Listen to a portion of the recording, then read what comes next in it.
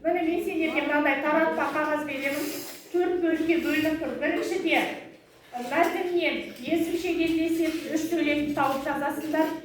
Екінші, мәтін мазмұны бойынша бір проблемалық сұрақ құрастырасыңдар балалар. Проблемалық дегеніміз ол жауап жоқ мәтінде. Ашық сұрақ, жауабын өзіміз табамыз. Міне осыған байланысты сұрақ құрастыру керек болады. Үшінші, мәтіннен баланы жақсы көру мақсатында айтылған сөздер теріп жазыңдар. Мәтінде ондай сөздер кездесті, жақсы көрген. Төртінші, өздерін құрастырасыңдар, автордың ойына пікір жазасыңдар.